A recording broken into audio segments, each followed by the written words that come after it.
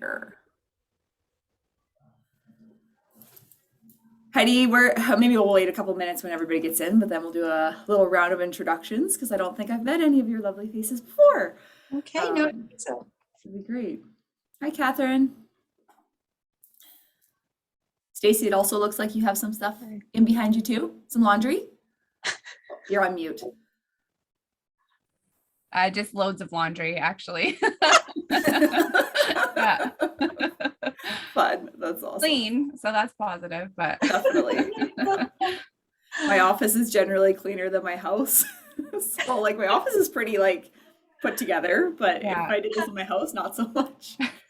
I also have some toddler, like a 2 and a 4-year-old running around. So like sometimes my office is chaos and sometimes it's fine. I have the same. I have well, she's gonna be 4 tomorrow, 4 and a 5-year-old. So the laundry sits back there. Definitely. Yeah. My girls are 30, 33, and 36, and I'm going to be a grandma next month. So there you go. Totally different phase of life. Congrats. That's Congratulations. That's awesome.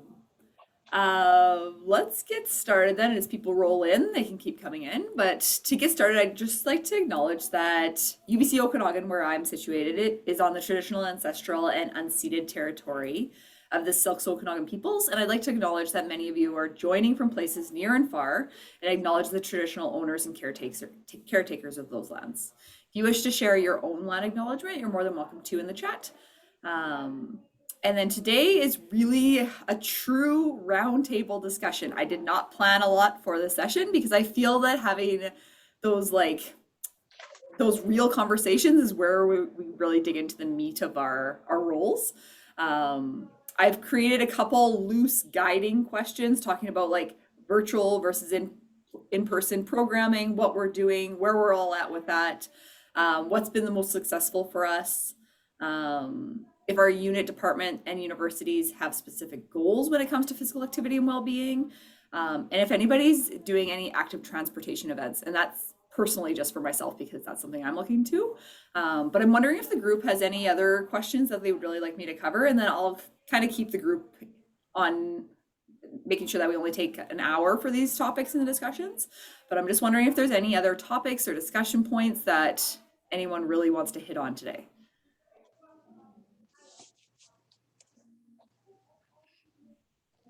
Great, perfect.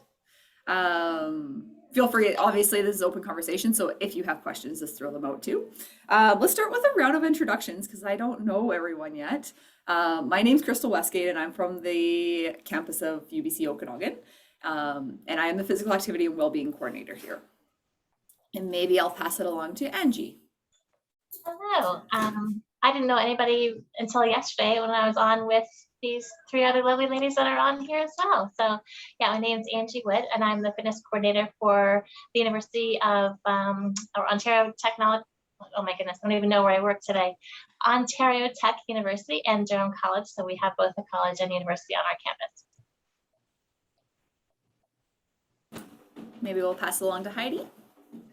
And so, yes, I was at the thing yesterday too, but I started out at work where I realized my old computer didn't have a mic or a camera.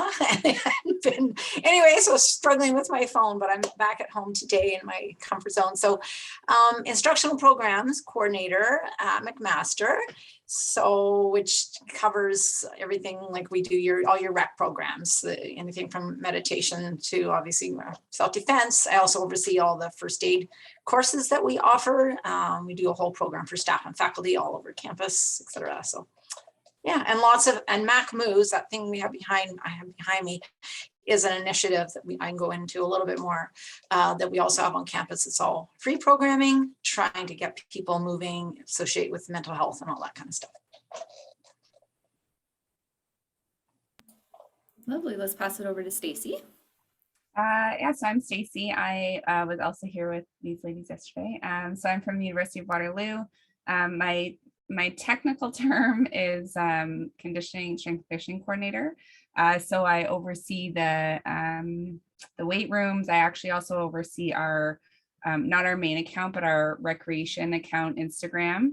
And then anything sort of health education based.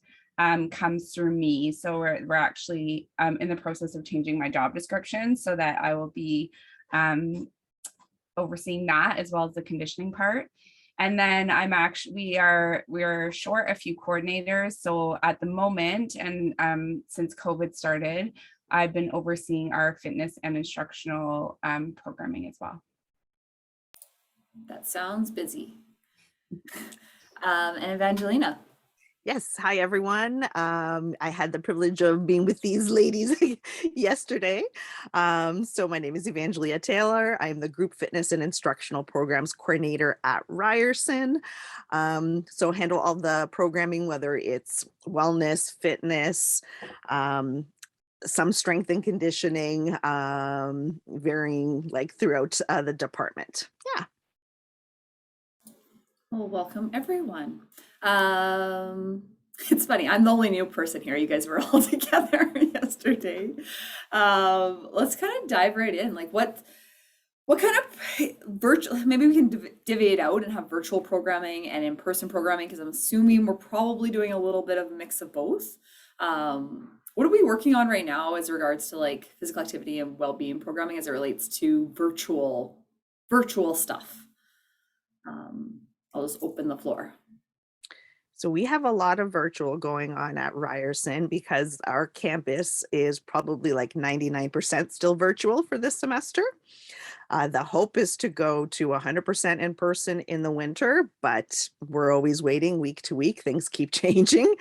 So right now we're only offering group fitness. Our instructional programs have been on hold since the pandemic started. So the hope is to reintroduce some of them in the winter.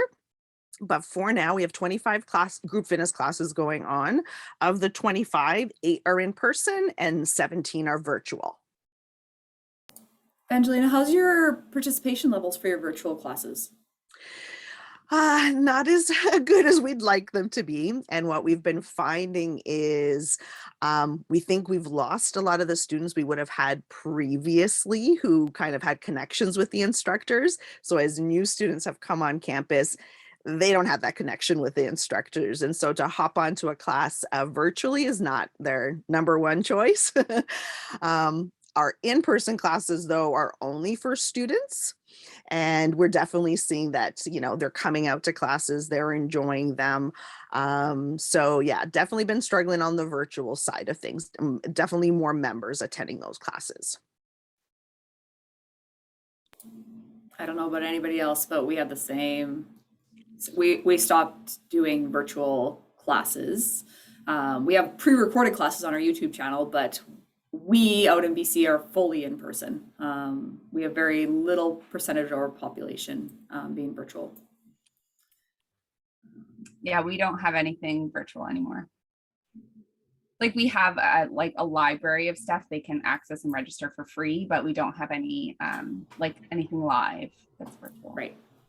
Yeah. That's the same with us as well. We have a bank of, I think there's only about 40 classes there, but we haven't created anything new this semester. And I was mentioning yesterday that we started out with 14 live group fitness classes or face-to-face, and then we're down to 10 because we had 0 people register for 4 of them. And then across those 10 classes, we have 37 people, so about 3.7 people per class. So we're really struggling with our uptake, but we're more hopeful. We definitely don't have a lot of students on campus. Like you could walk from one end to the other and maybe see 4 or 5 students on your way. So we're really hopeful next semester will bring kind of some more uptake. We didn't, throughout COVID, there were very few instructional programs at MAC that were virtual because it was just very hard. A lot of the staff weren't equipped to try and teach or something like karate or Krav Maga or whatever. They didn't have the space to do it. We were able to offer yoga, and there was one dance instructor who did, a student did sort of like a lyrical kind of thing. Very limited. Most of our virtual was through the Pulse Fitness. My colleague Leanne Wilson had a lot of her, so they would do all kinds of fitness classes. Now in the fall, so at MAC, we did get the go ahead. So I was able to offer, well, I was supposed to have actually quite a few more in person, but then we had the mandate where all our staff had to be vaccinated. It actually lost 3 staff very late in the game due to that. So I wasn't able to rebuild immediately. So for the fall, I literally had only 12 in-person classes, but the response was tremendous, really, really good. So for the winter, I bumped it up to 21 in person, and normal is closer to 40. So, but we're also dealing with a construction limitation. So our entire facility is, all our classes are being jammed into sort of one little spot. So I think by next fall, we'll be ramping it back up. But I personally have been thrilled we were able to offer in person, limited capacity, but it was still enough to make the classes worth offering. And then for the winter, our capacity, we just were told last week, literally on Monday, our capacity numbers bumped even more into our studios. So it's been great. Everyone's still, they just lifted the mask mandate as well inside classes while you're actively, you need to wear it to and from, but we don't have to wear them while we're participating. So things are definitely looking up. Yeah, lots going on in the response. Really, the instructors have been thrilled, and most of my instructors are not actually students. They're more long-term professionals in their fields. So yeah, so it's been, I'm feeling really, really good about how things are going. And virtual, we have very little virtual, even through the pulse now. I think the attendance had really fallen off. So it's the downside of the in-person. We still have to pre-register for in-person, but because they're all part of the student fees, you may get 15 people signing up and then 5 show up. That's the problem. But anyway, but not for my programs, because they pay to do the classes that I oversee. So yeah, this attendance was good. Yeah, we're moving. It's good. I see we had Crystal join us. Hi, Crystal. Where are you calling in from today? Hi there. I am the fitness center supervisor at the University of Alberta. Nice, fantastic. We were just discussing what we're doing in a virtual setting, but then we kind of started talking about in-person stuff too, which is totally natural. Just wondering, are you doing any virtual stuff still? And if so, is it successful? Yeah, we are currently offering 5 of our in-person classes kind of in a simulcast setup. So there are in-person participants, but we also have a virtual Zoom class that features the instructor. So the instructors are teaching both in person and virtual at the same time. Just 5 classes, so 3 fitness ones and 2 dance ones. And then we have what we call our virtual class pass. So you sign up for the pass, you get access to all of the virtual programs, and we record most of them and offer them on our virtual website for 2 weeks after the class and kind of rotate them through. So if you miss the virtual class, you can kind of still access them on a weekly basis. Success, definitely not as successful as it was kind of that first year of the pandemic. We definitely still have some dedicated virtual followers, probably averaging 5 to 8 virtual participants a class. I have not looked at our recording watches to see how many times the recorded classes are actually being watched. And I can't remember the total number of passes we've sold this term, but it was probably 1/3 of what we have sold in past terms in the last year and a half. So yeah, success is kind of, it is, but isn't as good as it could be for sure. I wouldn't mind hearing from the group what we're doing, what we're all working on as it pertains to well-being initiatives. Heidi, I'm also really interested to hear more about your Mac moves, because I just see it on your screen. It's fantastic. Do you want to tell us some more about that? Sure. So Mac Moves actually got started before COVID, probably about 4 years ago. And it started out as really as an initiative to get people moving they didn't have to necessarily, they're all free events. So we would promote, and all sort of a one-day thing. So there wasn't a big time commitment. It was a one-off, come and do this. So we had all these different things. We had Valentine's skate. We provided the bus. the skates, everything to, there's a local outdoor rink here, which is a really nice spot. Things like that. We promoted our Try Mac open house as part of Mac Moves, where all the first week of classes are free. We do a bunch of free yoga and meditation in December, exam stress relief stuff, plus the Pulse also did spinning. We did some different kinds of workshops. We did a special like nighttime glow in the dark yoga class. Some things you did have to pre-register for some just due to capacity reasons. So and it also incorporates a bunch of messaging. There's an actual Mac Move site now. During COVID, we kind of took over that site for other things. So we're still back in the sort of reorganizing phase for Mac Moves. And now it's supposed to be a campus-wide initiative involving staff and faculty as well. We're looking at trying to do walks with the president, things like that. It's just, we're all kind of just getting back into our normal, getting things normally back up to speed, and then we're going to continue. But that's the initiative, really is trying to encourage people to move any way they can.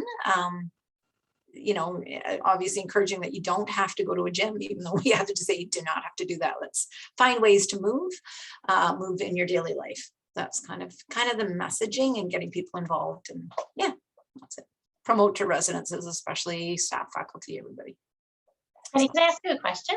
Do you track participation? Because we've run something sounds kind of similar. We call it the Active Living Challenge, and we always run it through January and February. So we tried to do it virtually last year, but it was the tracking of, so if you went to this event and that event, and how to, so we had people connecting with us, so we kind of knew numbers. Do you track participation for all your various events, or what do you do in that regard? For the ones that you had to register for sure. I would have kept a whole basically folder on how many people came to that particular event, how successful it was, what the costs were, etc. Some of the things were harder to track. For example, the exam yoga, because it's drop-in. People didn't have to pre-register for it, and they don't actually this year again. So, and again, our events are limited right now. We're just sort of coming back up, but we were prior to COVID. Yeah, I was definitely trying to keep track of how many were signing up for things and attending. And we also collaborated with other parts on campus, like student wellness, alumni, the Student Success Center. So if they were doing something, we would say, hey, share that with us, and we'll put it on our Mac Moves website. But that would be up to them. So we didn't have exact numbers for things like that, but it was, which is surprising because RBC was funding a lot of the funding for this. So that model, I think, is also changing. Because everything's a bit in upheaval at the moment, especially in our department. We've had a lot of people leave, so we're all kind of scrambling a bit. But yeah, so it's you can get an idea when you have an event how many people are there, or even if it's a generic, there was about 100 here or whatever. So oh yeah, we did a giant yoga outside. It was so much fun, but we had good weather for that. Awesome. Can I ask one more question? I don't want to dominate though. I'll be quiet after this. Did you have prizes associated with your events? Yes. So we had all kinds of, not necessarily prizes. Well, yes, they were prizes. So we had special t-shirts made, water bottles, sweat towels, all with the Mac Moves logo on them. So in the yoga, for example, the exam yoga, I would have everybody came in just if they were interested in buying. So I had the prizes laid out on the table because not everybody wants a t-shirt or something. So it was a little prize pack. I had 3 sets of prize packs. And then I had a thing that basically said, if you're interested in winning, write your name down on here. So at the end of class, the instructor would pull out 3 names and give those prizes away. I also, for those particular classes, I had a whole bunch of snacks. So each participant coming to class could grab like a granola bar or something like that. So that was all part of the Mac Moves thing as well. So we did a lot of things like that. It was fun. I miss it. Angie, do you want to tell us about your well-being stuff and even the Active Living Challenge? Sure. The Active Living Challenge, I think we've been running since about 2011. So we generally have great support from our admin. So we'll generally have a bigger prize like a spin bike or a road bike or something like that. And then some smaller prizes, which are usually donated by our vendors or suppliers. And yeah, but so that's the hard part that we're having is tracking how is everybody doing this? And I'm just looking at actually our feedback from 2021 when we did it and just looking at how we can refine it for the new year. So that's why I was wondering about your tracking.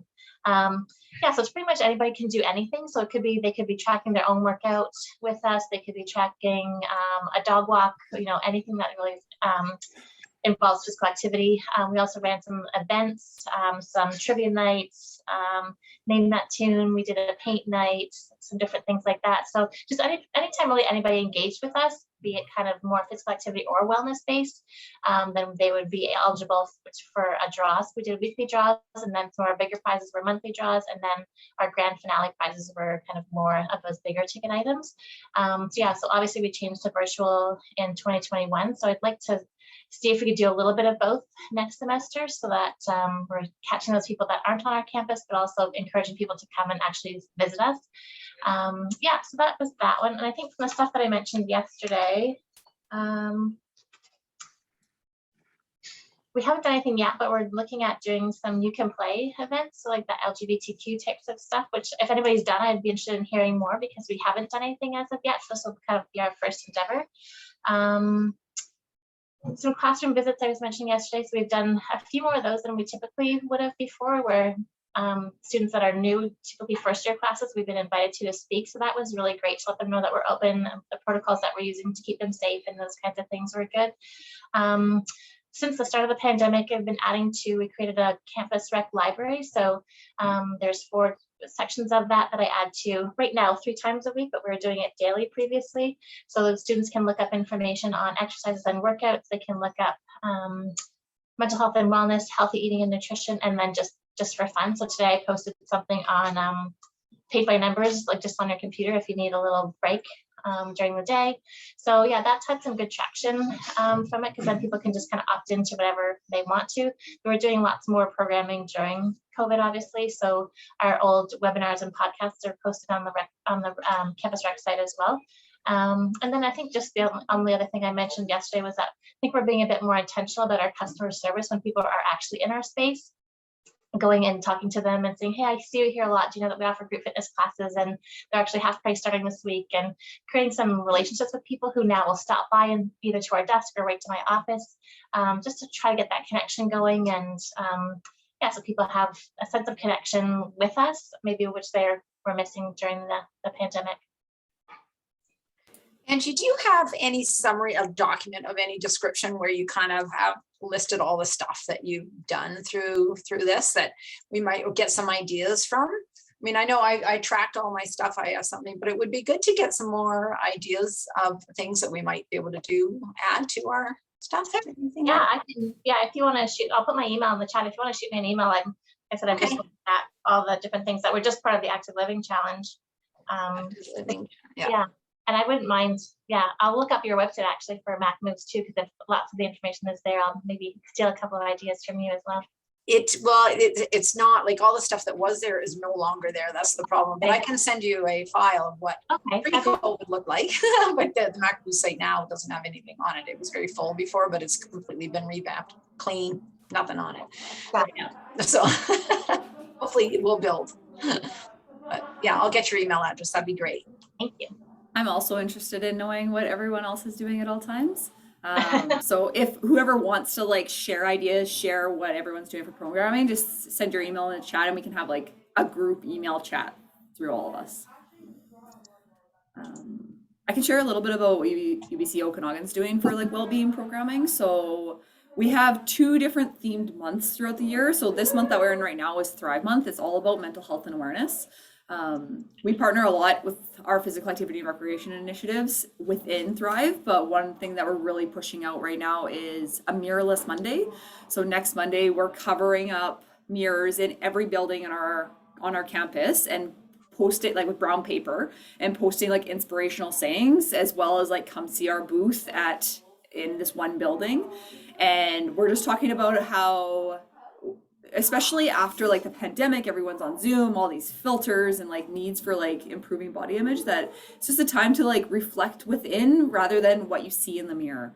So that's one of the initiatives that some of our students are working on right now, which is kind of fun, and it usually gathers quite a lot of like positive interest, and like people go to the bathroom and they're like, why are these mirrors all blocked up? It's just like a different way to get the word out.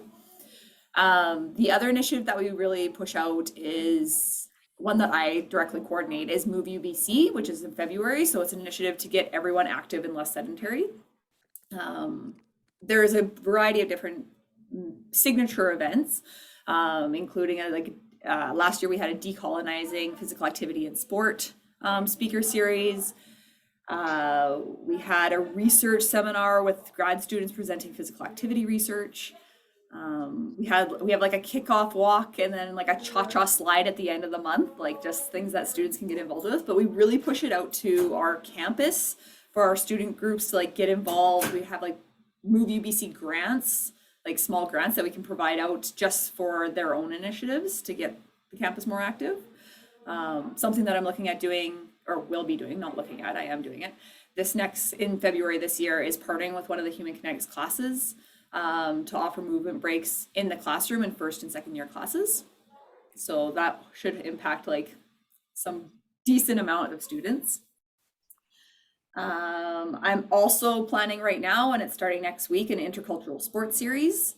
So I've partnered with, I think it was about 10 or 11 different student clubs who are offering their traditional like national sport within our facility. I'm providing any extra like funding or supports or equipment, whatever it might be, and taking care of marketing and registration information. But the clubs are putting on these sporting events. And the main purpose of this event is to try different cultural sports and learn through sports through your peers. So that's an exciting series that we're really pushing out. I also have like a physical activity coaching or like a mentorship program where students who are struggling or want to improve their well-being and mental health are referred on to us, and we partner them with one of our students to lead them through like a physical activity program for 8 weeks. Lastly, I'm working with one of our exercises medicine student clubs called Exercises Medicine, and they're running like a dog walk, a scavenger hunt, a bunch of fun activities on campus that are very much student-led. I'm just supporting them. But those are the ones that are like top of mind well-being related initiatives that are happening on our campus.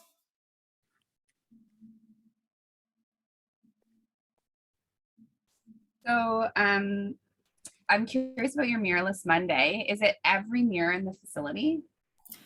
No, because there's so many mirrors, and it's not just our facility, it's cross campus in all of our buildings. We usually pick one mirror, like the most used mirror in that building, and cover it. Oh, okay. Yeah. And then are people like, can they write their own quotes on it, or you guys write the quotes? We write a whole bunch of quotes, but then we also leave like that Sharpie pen there with some more information of like where you can find more information about us and where you can find more like healthy body image information there as well. Yeah, but we just found like after the pandemic and like just so much screen time, and you just see yourself in every like little imperfection. Coming back from COVID, I'm like, oh my God, I'm so gray. Like I need to dye my hair again. That's good though. For us on campus, we're still running Move Your Mind. We ran that pre-COVID and ran it during COVID. And essentially the students it used to be prescription based from our health services, but now students can just apply. We have a Move Your Mind coordinator. It's a student, it's a co-op position, and a bunch of volunteers. So a student will apply, and they will be sort of mentored or connected with somebody who likes to do the activity that they want to try and test out. And then it's very individual, case by case. Like we provide, if somebody really wants personal training and can't afford that, then we, provide some financial relief that way. We connect them to an intramural team, or anyway, they get a buddy essentially at the end of the day. So we're still running that program. They're revamping it a little bit, but they're working on it. We're running a program called Warrior Reset, which we started through COVID. And that's more based in behavior change, because we were finding that, you know, there's a large gap between us telling people and giving them the tips of all the things they should do and then them actually figuring out how to do it. So we're trying to bridge that gap a little bit. And so the behavior change can be anything from, you know, we talk about sleep, talk about nutrition, physical activity, but how to make small steps to, you know, make sort of lasting change is the goal of the program. So it's more behavior modification. And then we started a series, we call them brain breaks, and this was during COVID. And there's a bunch of videos that profs or departments can access, and they're 5 to 10 minutes long, and they can play them in the middle of their class to get their class to stand up and do something. You know, our writing center runs day-long like writing sessions, so we pull an instructor in for that live, or they do the brain break on their own. They can play it. We encourage, you know, profs to do it in class, whether it's in person or online. So we've been working on those. I think we have maybe 15, and they're all like, some are games, some are meditation, some's yoga, like it could be a mini hit, whatever. There's a variety of everything.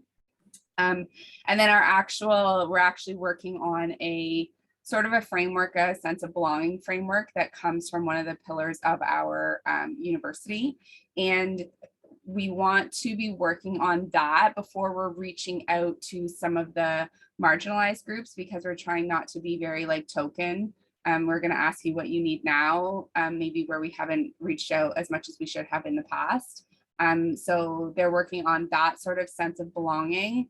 To pull everything together so we can expand our programming and our offerings to those, because at the end of the day, it's really difficult to get information from the people who don't come into our facilities. So those who do come in probably have a very strong sense of belonging to our spaces, as I'm sure they do all of yours. But we're trying to reach those who are not in our building and find out why, and try to, you know, create environments and programming that will get them in the door, essentially.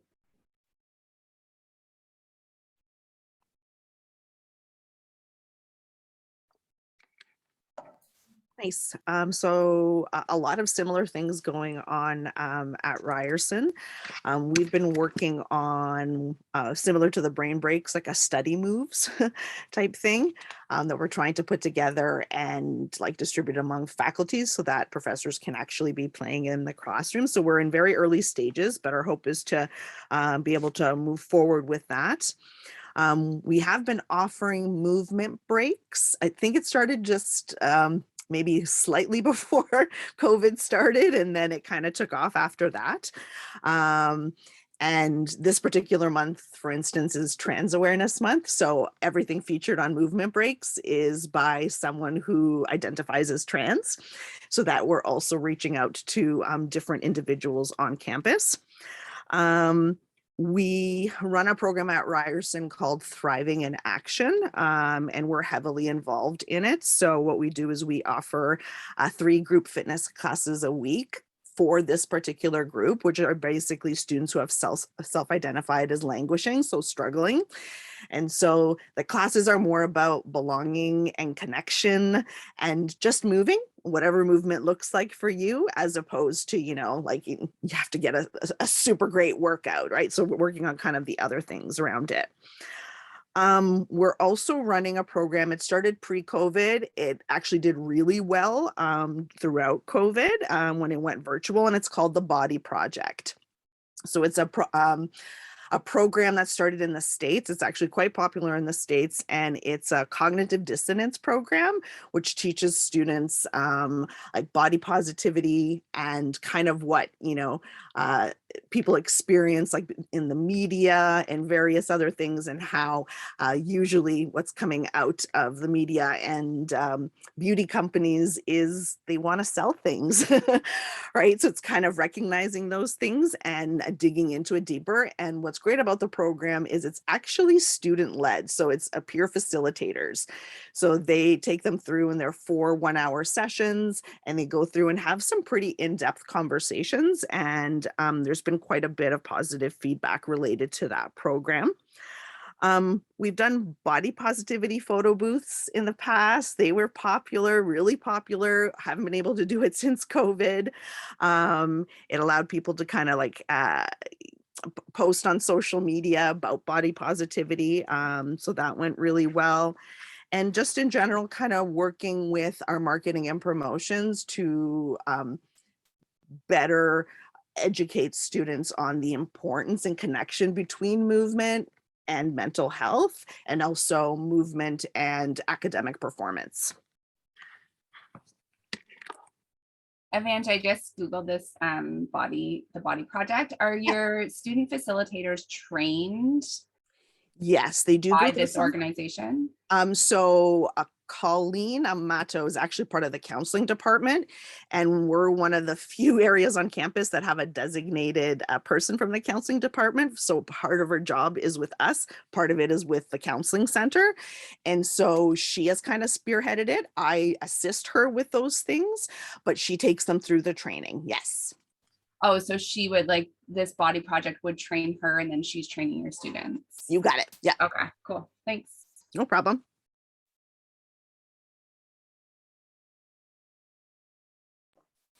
Cool.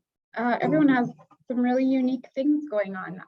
I am not actually our wellness coordinator here at the U of A, but I work closely with them, and we actually just had a recent change in personnel for that position, who just wasn't able to attend today. But some of the things that we're doing currently and kind of did over the pandemic, we kind of host a Stay Active, Stay Well challenge, which sounds maybe similar to some of the different things that you guys have been doing with the active living challenge. So similar there. It's a bit of a web page. And then we have virtual resources available on it. And we also have designed this course called Wellness 101. So it's a non-for-credit course targeting new students at the U of A to kind of teach them about general wellness and kind of the pillars of wellness, so they can sign up for that. And it just goes right onto their student online learning center, so e-class is what we call it. And it kind of takes them through all the different modules and education around wellness and well-being. And then we have a program called Workout Buddies. So we partner up individuals looking for workout friends with individuals that are willing to be kind of that mentor in physical activity for other individuals, or just even two individuals that just don't want to go to the gym or do a physical activity alone. So they get partnered kind of depending on their goals and what they're looking for. And get to kind of have a bit of social connection that way as well. It's been a fairly successful program here for us for the last few years. Obviously over COVID, it kind of was a little bit different, but I think we're excited to kind of get it going again. And one of the new initiatives, which I think sounds maybe similar to some of the ones you guys have all mentioned, we're doing a rec recess. So we'll have some casual student staff that are kind of going through to different buildings, and will kind of just offer different activities kind of in a holistic wellness way, also a little bit of movement to kind of catch students' eyes during those class breaks in between classes as they transfer through buildings, provide resources and information on all the wellness services that our department offers. And then, yeah, those are kind of the big ones that we have going on. We've done a variety of the things mentioned, and I think the biggest thing for us is just really tracking the success of those is sometimes difficult. So looking to kind of get some ideas from this group on how you track the data, how you kind of gauge the success of an event, and what your make or breaks are on whether you would continue that event or not. We've offered a ton of free programming over the years, and we've actually found that that is not successful. That programming is not very successful. So I don't know why that is. But yeah, just would love to hear some ideas on that side of things.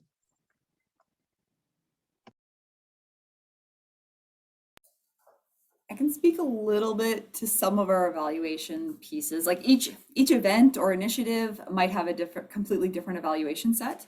For our month-long initiatives, we have a unit on campus that sends out general surveys for students and faculty and staff that all sign up for it. So we get a lot of surveys completed that way. And then we also send out during those month-long initiatives over our social media and our Wellbeing social media, sending out those surveys that way. We've had very modest uptake in completing surveys. I think everyone's surveyed out, but so that's generally how we get a lot of evaluation through there. We also have like individual program, like whoever attends each program throughout that month, obviously evaluation sent out to every participant that attends. With our PAMP, I call my PAMP program, so our physical activity mentorship program, that has a lot, like a pre, during, and post evaluation, just because we're really interested in seeing how physical activity can affect mental health. So that's a key point to that. I can share those evaluation surveys if that's helpful at all. But generally, like it's hard to determine which programs to continue and which not to. It's more of just like a general consensus with the team. Like, do we feel this is still continuing to be successful or not? Yeah, I'm not really a lot of help that way, but I can definitely share what I have for evaluation right now. You know, it's good to hear just kind of what methods you're using to track data and collect data in general. I know surveys can be useful, but it is always a sense of like, how many responses do you actually get back? And is that really a true picture of someone's experience if they don't fill out the survey? So just trying to find some different ways to collect data. So it's all helpful. So there was a period of time that we were actually giving out, they were emoji cards, and basically we had people fill them in pre-workout and then post-workout, and so they would circle how they were feeling, right? So how are they feeling before the class, and then how were they feeling after the class. Unfortunately, it was right before COVID, so we got the one semester in, but we're not able to continue. So the hope is to bring it back and see how it goes. I was away during that time, so I don't know exactly what the response rate was like, if it was, everyone in the class, or if it was like half the class. I don't exactly have those details, but from what I heard, it was a great reflection piece for students because they could see the difference. Like, I didn't feel great before class. I was sad, or maybe I was stressed. And then that, I did feel better afterwards.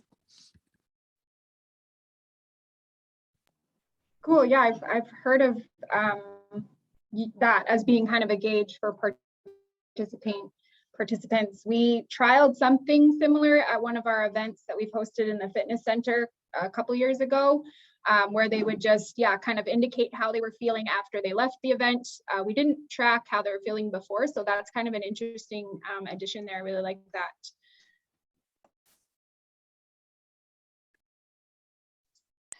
I just want to say, in terms of engagement, I guess we've all had problems offering talking about a free event and not having people participate. What I have found, there's so many factors, beyond the event itself and how successful it is, in terms of how much notice are people getting, how much help are you getting in terms of promotion. I try to reach out to as many different, I'm in touch with residences all the time, student wellness, like I said, student success, trying to get those graphics done and promote as much as possible, because that's a thing that I find. It doesn't matter how great the event is, if you can't get that message across loud and clear and regularly, it's because everyone is so inundated, right, with Instagram, and there's just constant stuff coming into our trying to get our attention. So that's what I find is just that's a big challenge sometimes, just making sure you can't say, we're going to run this event in 2 weeks, because you don't have time to do everything you need to do to plan for it. So that, I think, is something I really work at, trying to have lots of advanced planning and lots of getting it out as many places I possibly can. And so our attendance has been pretty good in the past. Like I say, we're just literally starting almost from square one again at this point, but we'll get there. For us, for evaluation, we have a, I think every department sort of struggles with this, like every athletics department struggles with this. And so we actually now have a role, I think it's been there about, I want to say maybe 2 years now. And we share the role with Campus Wellness, and it's a health promotion and information like specialist. So their job is pure like program evaluation. So we're, I guess you would consider us their client, so to speak. So like they're a heavy part of this sense of belonging project and framework we're creating, where they're doing interviews, focus groups, all of that sort of thing, which we wouldn't have the capacity or the time to do. But other than that, we're sort of like Crystal, and we're just like surveys on surveys. Like we do a pre-survey, for our personal trainers, and a post-survey. We have our, like everyone who registers on Fusion, we have our email list, we can send surveys through that. But again, I think the same idea of what everyone else is saying, that it can be really hard to truly track that way. So unless we're like saying hello, how are you to every person that walks in the door, I think it's always going to be a little bit of a struggle for sure. Awesome. Thanks everyone. I don't want to pull away from your evaluation question, Crystal, but I'm just wondering, we'd run workout buddies previously, but I found it was so labor intensive in terms of time, like connecting the people, and then we would try to meet them their first time to introduce them, and then like Heidi wouldn't show up, but Crystal would show up, and then can we try again? So we email them both again, and we were spending hours and hours and hours, and we maybe had like 15 people like finally connect with each other. So do you have a solution to that, or did you have somebody kind of dedicated to that? Yes, we have a dedicated casual staff that is their like main project of work. So within our programs, we have recreation facilitator casual staff that are generally students themselves, and they are each kind of assigned 1 or 2 different projects related to the programs that we offer in a grand scheme. So for example, our instructional rec classes, there's 3 or 4 specific casual staff that support that programming and support the programmer in a variety of ways. Same with the wellness side, there's 2 or 3 casual staff that kind of take on some of those project initiatives and kind of lead the planning and the student engagement pieces for the programmer. So yes, there is one person kind of dedicated. They oversee all of the intakes for the program. They coordinate all of the matchups. They would do that same thing where they would meet up with the individuals to kind of get them acquainted and kind of go from there. I don't have the exact numbers on the past participation rate at my fingertips right now, and we've only just started that program back up this fall. So it will be interesting to kind of see if it gets back to where it was before, but I remember it being successful. However, I don't remember how many times that same situation might have happened with participants. Yeah, definitely challenging. Thank you. Yeah. Crystal, I have the same questions because a workout buddy has been on my like back burner for a really long time. I just haven't figured out the best way to like implement. What made you guys decide, I don't know if you were involved in implementation, but like decide to have 2 members join up versus like a staff member help one of the members? I don't know if I can speak directly to that decision. The programmer that kind of started the program and started implementing it, this was quite a few years ago now for us. And I think she did base it off of a program she had learned about at another university.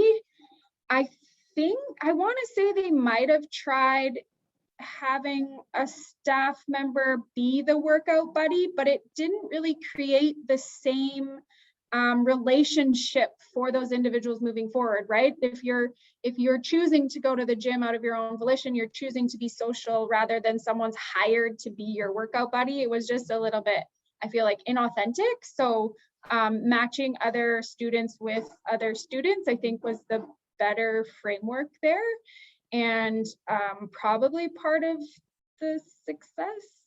You make a new friend, you get to, you know, meet someone on campus, and maybe that helps again with that sense of belonging if you're meeting individuals with similar interests. And I think they do it for all activities, right? So if you're looking for a badminton partner, you could reach out to Workout Buddies and maybe find someone that also wants to play badminton but doesn't necessarily know or have someone to go do that activity with. So it wasn't, I don't think it's just focused on the fitness center or fitness activities. It's kind of recreation broad.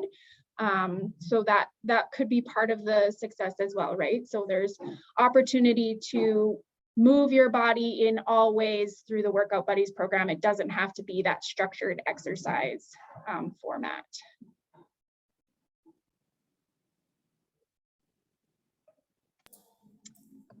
But I'll definitely pass on this information to Devin Kippen, who is actually our newly appointed wellness coordinator here at the U of A for campus and community recreation. And I'm sure she'll be really excited to connect with a lot of you. Awesome. Selfishly, I have one question that I really want to pose to the group. One of our goals and milestones around physical activity for our university is to expand our off-campus and commuter initiatives. I'm wondering if anybody else, everywhere else has any like events and initiatives as it relates to active transportation. And is that within your unit, or is that within like a campus and community planning or some other unit on campus? For us, So I that's your think- sustainable. Oh, sorry. No, go ahead. I'll be super quick. For us, that's our sustainability office. So we do connect with them on some events. So I think it was maybe Heidi that was mentioning Go in the Dark yoga. We do that as well, like for Earth Day and some various events. So we connect with them, but they would be the ones for on our campus that would lead the active transport for our campuses.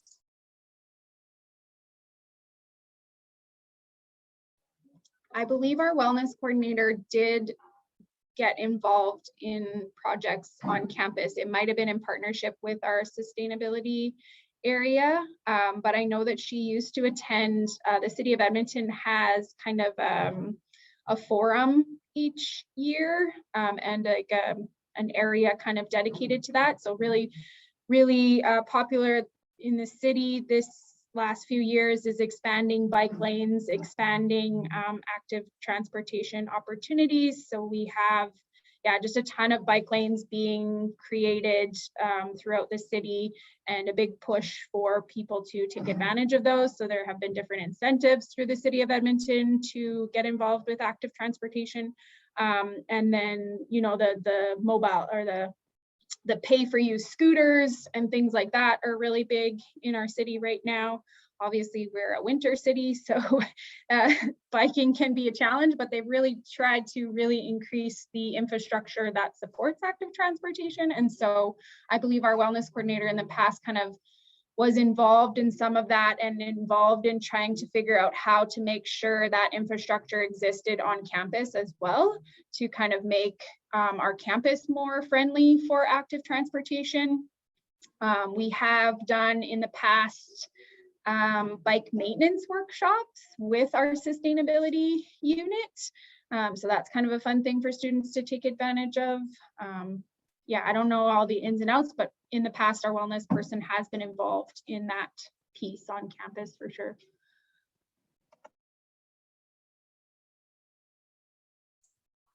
Our Student Wellness Center has a bunch of stuff on that too. Actually, I can post it in the chat. I know Hamilton has developed a ton of bike lanes and stuff over the past number of years. It's just phenomenal. It's probably, I mean, it's not all through McMaster's, through the city and stuff, but you can go all over the place now with a designated bike lane, which is, since I'm an active cyclist, I really appreciate that. But yeah, so they've got a whole, on the Student Wellness site at Mac, they've got a whole bunch of stuff there about cycling.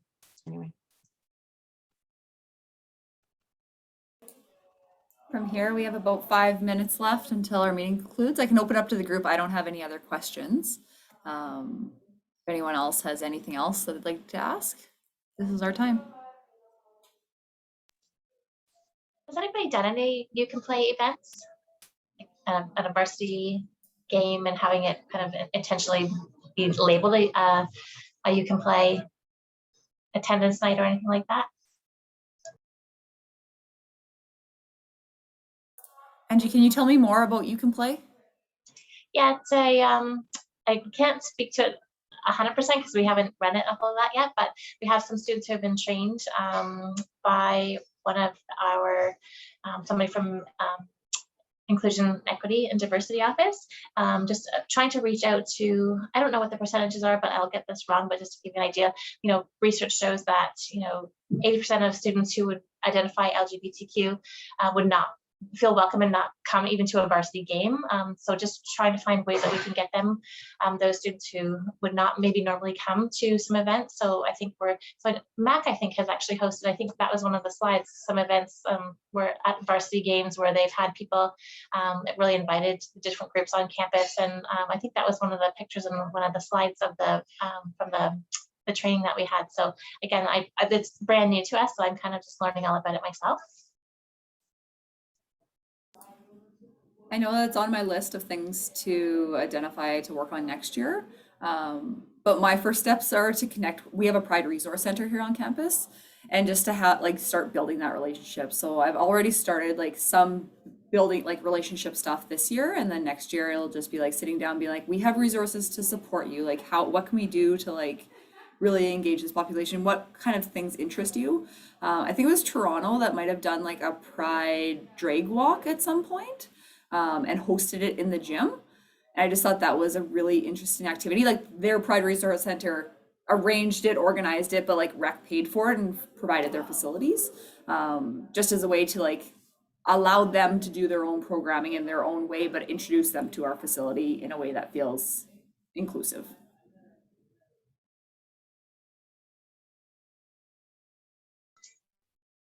When we email with everybody, I'll send along just kind of the intro PowerPoint for You Can Play that I have, because like I said, I'm still learning myself.